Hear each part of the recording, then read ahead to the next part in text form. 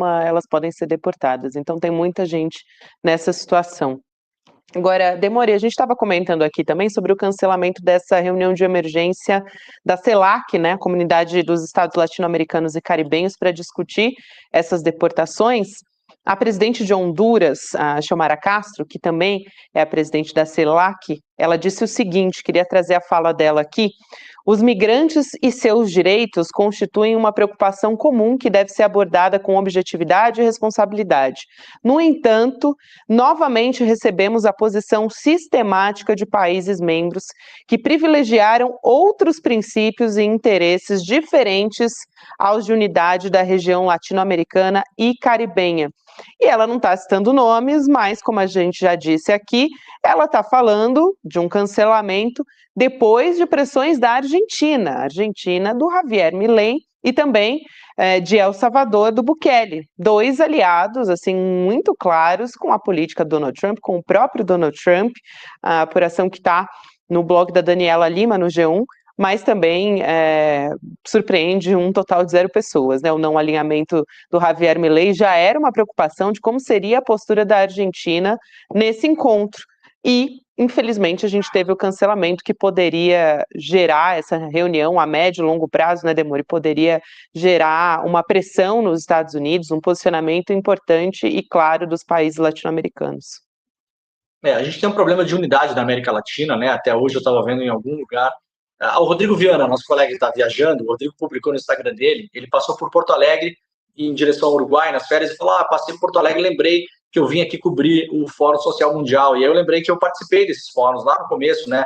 Juliano, obviamente, devia estar lá também em 2002, 2003, né? Shows do Mano Chao, Hugo Chaves, Lula Paz, no primeiro ano. Evo Morales. Cara, aquilo, Bové, lembra? O francês, aquele. Bové.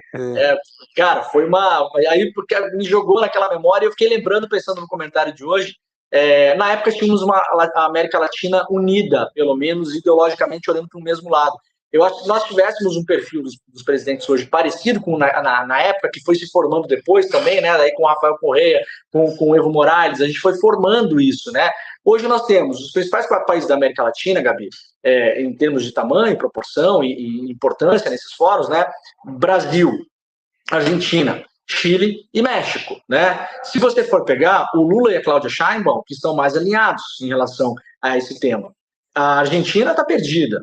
E o Chile, o Boric, apesar de ser um cara de centro-esquerda, o Chile tem um acordo de livre comércio que foi feito diretamente com os Estados Unidos, aliás, o primeiro da América Latina, super importante. Eles não vão arriscar 1 centímetro brigar com os Estados Unidos. Os Estados Unidos é o principal parceiro comercial do Chile, importantíssimo. Talvez agora seja a China por uma questão específica, mas sem os Estados Unidos, o Chile, de fato, não sobrevive. Né? É o mesmo caso da Colômbia e mesmo assim o Petro peitou. Então já no começo da semana, na segunda-feira, eu comentei isso de manhã, achando que essa reunião poderia acontecer, mas ninguém saberia o que aconteceria, e acabou não acontecendo. E isso, Gabi, para fechar esse raciocínio, vem justamente no dia posterior em que a Argentina, através da Patrícia Bullrich, que concorreu às eleições na Argentina, perdeu para o Javier Milei, mas hoje faz parte do governo. Ela é uma espécie de xerifona do governo, né? É a pessoa da segurança pública.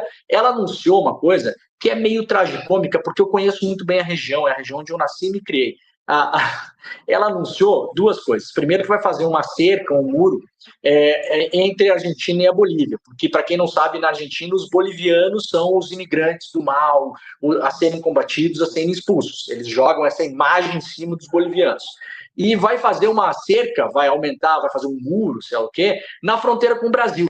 O Brasil tem fronteira seca com a Argentina na região de Misiones, no extremo oeste de Santa Catarina. No Brasil, a cidade chama-se Dionísio Cerqueira, que era o então chefe do Itamaraty quando o Brasil conquistou politicamente aquele território, era um território que estava em disputa com a Argentina, então nomeou essa cidade com o nome do chefe do Itamaraty, das nossas relações internacionais na época do Rio Branco, e do outro lado tem uma cidade chamada Bernardo de Irigoyen. Eu conheço muito bem aquela região, nasci e me criei ali, conheço muito bem a Argentina, conheço muito bem a cidade, a gente ia para lá com muita frequência, né, nesses anos todos do Brasil com a Argentina, quem está melhor, quem está pior, ou a gente ia lá comprar comida e abastecer o carro, ou eles vinham para cá comprar comida e abastecer o carro. Gabi, nesse exato momento, eu conheço uma quantidade de 0 pessoas brasileiras que querem morar em Bernardo Hericourt com todo o amor do mundo que eu tenho pela cidade. Tá? Pelo contrário, os argentinos estão pulando para cá para comprar comida, porque a comida lá está mais cara com o salário médio menor. Então, é só jogo de cena. E aí é o que eu falei antes, né, Juliano? A estética importa. Claro. Ninguém começa a fazer revolução social sem estética. Então, isso é uma questão estética. Estão simplesmente copiando a estética do Donald Trump com o Brasil. Arrisca, viu, doutora Bullrich, a senhora impedir argentinos que queiram vir para o Brasil nesse momento, tá? Que é o caso. É tão patético isso. Você imagina que algum brasileiro com... Nós temos nossos problemas aqui, é óbvio. Mas com inflação de 4,5% ao ano, vai querer morar na Argentina com inflação de 100% ao mês? De forma alguma. Não, os relatos são de brasileiros correndo de volta para o Brasil. 10% ao mês, na verdade. Que estavam morando lá, sabe? Exatamente. Não, inflação de 100% ao ano na Argentina, custo de vida disparado, uma garrafa de água está custando R$12. Né? Metade da população vivendo abaixo da linha da pobreza, isso é uma palhaçada. Agora, é uma palhaçada que, como a gente já disse aqui, responde a uma estratégia de politização de certas agendas, né, com o propósito de incidir na agenda doméstica dos países. O Demoro lembrou aqui, nós tivemos na América Latina, isso é importante, porque não ter a reunião da CELAC também mostra o retrocesso que nós vivemos nesses últimos anos com a ascensão da extrema-direita na região.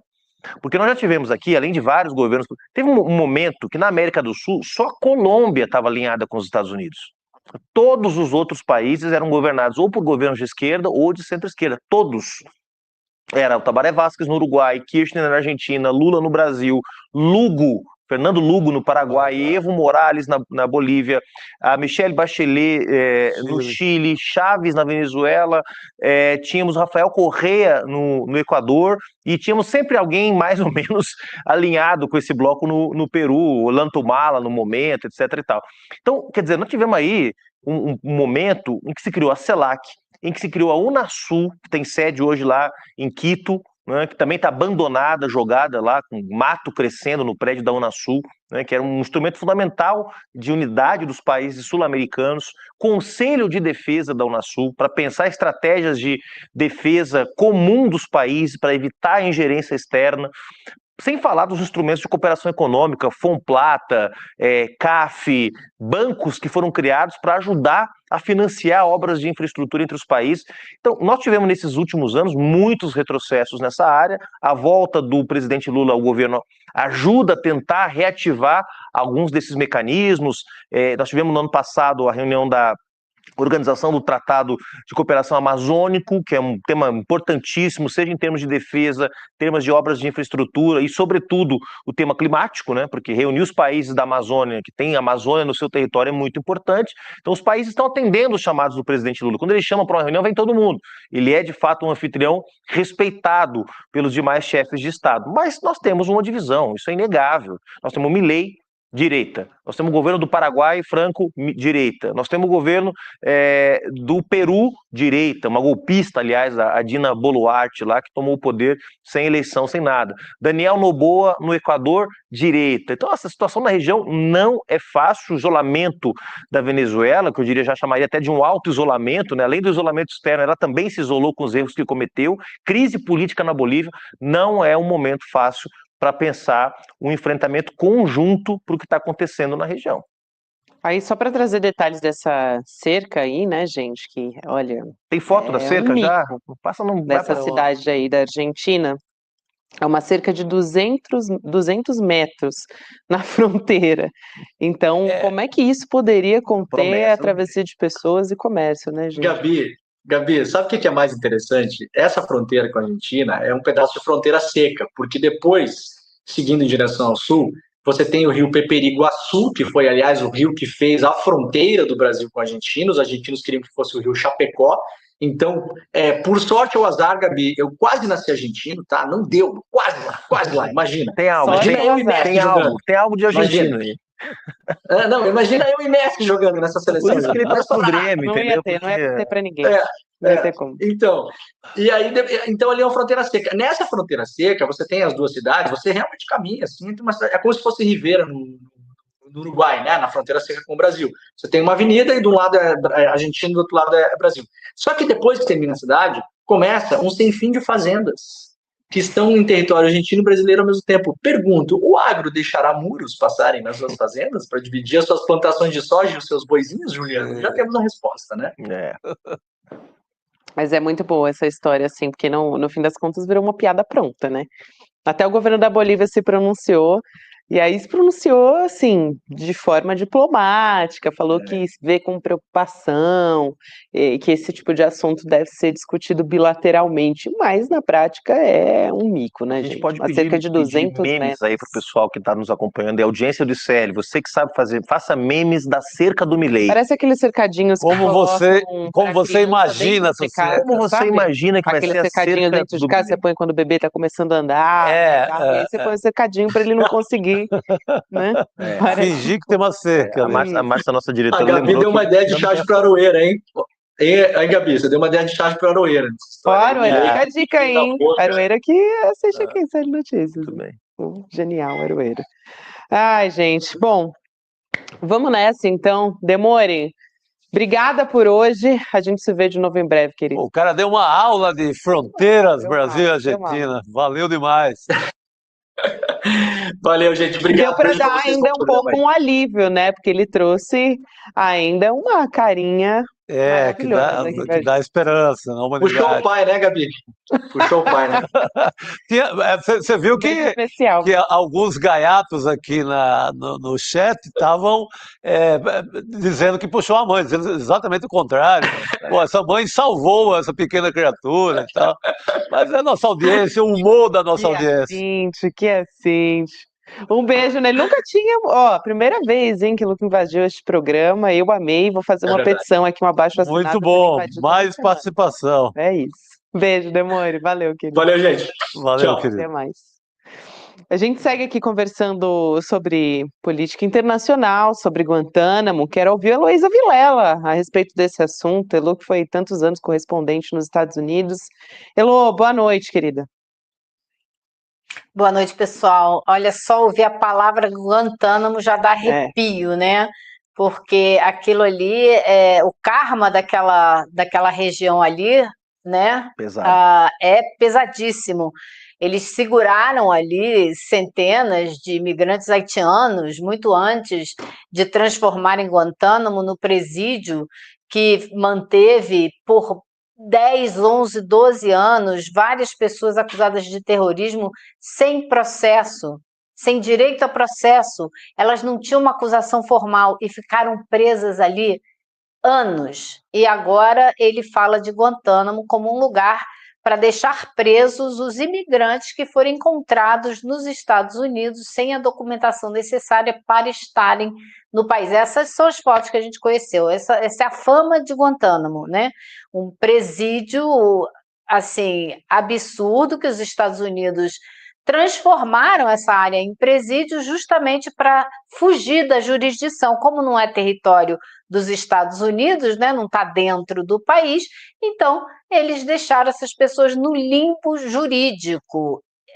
Assim, eu conheço uma organização de advogados que trabalhou pro bono anos, tirando um por um desse presídio aí dos Estados Unidos. É uma loucura você imaginar que agora eles vão colocar ali 30 mil imigrantes que eles vão tirar das ruas do país. E das ruas, literalmente. Eu acabei de receber um recado aqui de umas amigas minhas que moram em Nova York, é um grupo grande de mulheres que eu tenho lá, e que uma avisando para a outra, olha, não passe na rua Jay, no Brooklyn, onde fica o Barclays Center, aquele estádio grande de basquete e tudo, porque a polícia está parando pessoas aleatoriamente e levando. De manhã, uma outra amiga minha, que é faxineira em Connecticut, falou para mim, olha, ela é legalizada, ela tem a cidadania, mas ela leva pessoas para trabalhar com ela que não são, e as meninas vão chorando no carro com medo de serem paradas a qualquer momento. E é assim que as pessoas estão vivendo. E hoje, quando saiu essa história de Guantánamo, o grupo entrou em polvorosa, as pessoas literalmente falando, eu estou aqui aos prantos, imaginando o que vai ser isso. É o que a gente está vendo, mas eu acho que isso daí sabe? Vai durar pelo menos uns 2 meses essa confusão toda, esse circo, esse teatro, né, da violência que o Donald Trump está promovendo, porque depois de 2 meses vai chegar uma hora que ele vai sofrer pressão da indústria agrícola, que precisa de gente para colher as coisas e não tem quem trabalhe, da indústria da construção, porque uma boa parte dos trabalhadores da construção são imigrantes que não são legalizados, e assim por diante, vários setores da economia que não vão aguentar, simplesmente não vão aguentar. Tem um filme de ficção muito famoso que é... Como é que ele chama? É tipo assim, ele imagina os Estados Unidos tendo expulsado todos os imigrantes que não eram documentados. O país para, simplesmente para, não tem como. É impossível. Então, vamos ver até onde vai essa queda de braço, né? Sim, e Elo, a gente trouxe aqui as imagens que eu queria que você comentasse também, que é uma consequência disso tudo que você está comentando, né? De ter os mercados vazios, a gente está falando dos mercados, mas também não estão levando os filhos para as escolas, então é mais uma face, vamos dizer assim, dessa crueldade, né? Que é as pessoas com medo de sair de casa, porque pode acontecer em qualquer lugar. Uma das mulheres até comentou que a maioria das pessoas que trabalhavam no mercado, um dos vídeos que a gente mostrou aqui, a maioria das pessoas que trabalham aqui são mexicanas e elas não estão vindo trabalhar.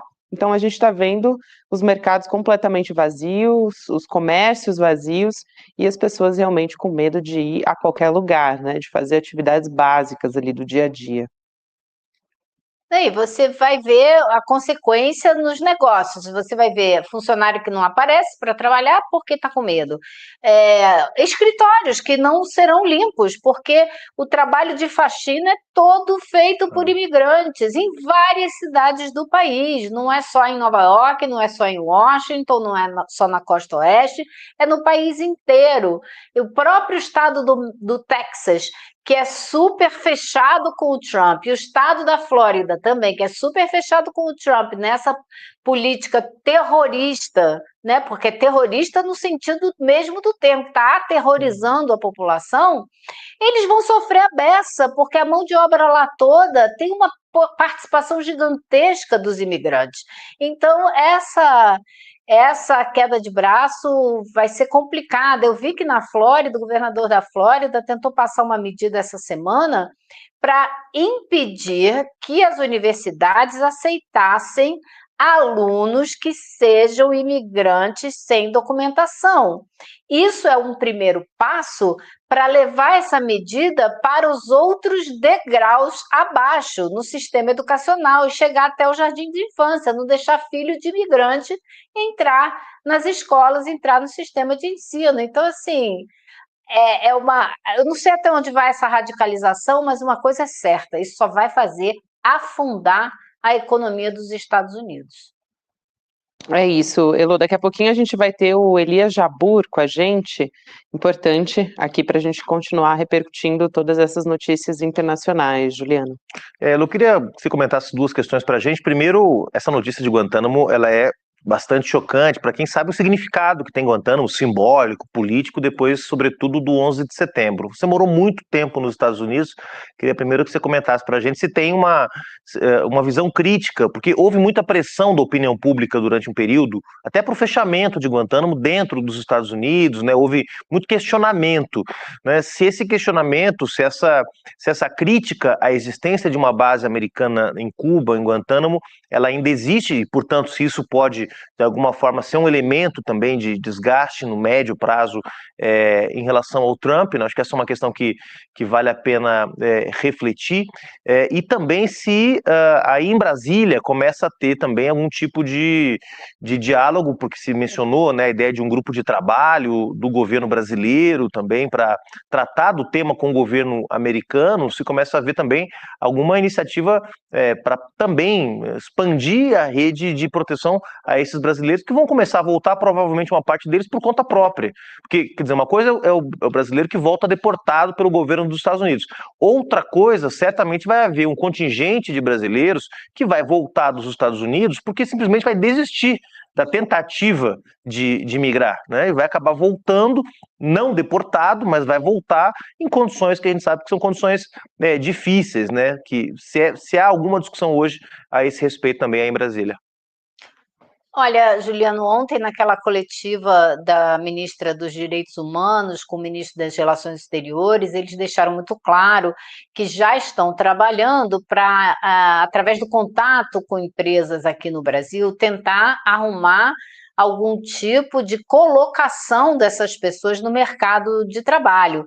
O Brasil está num momento de baixíssimo índice de desemprego, então isso pode talvez até facilitar um pouco a recolocação dessas pessoas no mercado de trabalho. Agora, os que voltarem sem ser através desse processo de deportação, vai ser muito difícil o governo, inclusive, identificar, né, que eles voltaram, quem eles são e tal. Agora, as pessoas que estão apenas tentando começar a vida nos Estados Unidos, talvez voltem se tiverem dinheiro para comprar passagem.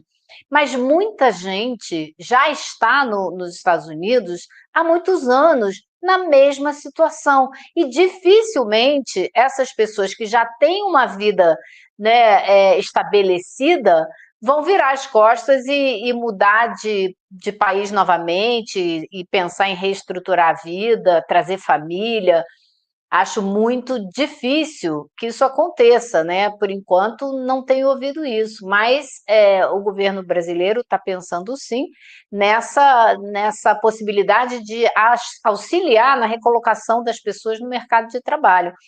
Agora, é muito mais do que isso, né? Porque tem família, tem criança, tem que se readaptar, tem que ter onde morar, então é bastante complicado. Agora, eu achei também curioso não, mas o que a gente viu é que o governo brasileiro, a diplomacia brasileira, tem uma postura muito clara de diálogo. Eu recebi agora há pouco aqui do Itamaraty um comunicado falando isso, que teve mais uma reunião hoje, né, com representantes dos Estados Unidos, do governo dos Estados Unidos, para trabalhar essa questão e tratar isso de forma negociada, para garantir o respeito, né, os direitos humanos dessas pessoas que estão sendo deportadas para o Brasil. Então, eu acho que é nessa linha que o governo brasileiro vai continuar. Inclusive, eu acho que o governo brasileiro não fez nem muito esforço para que essa reunião da CELAC acontecesse, né? Assim, o Brasil ia participar, o presidente Lula ia participar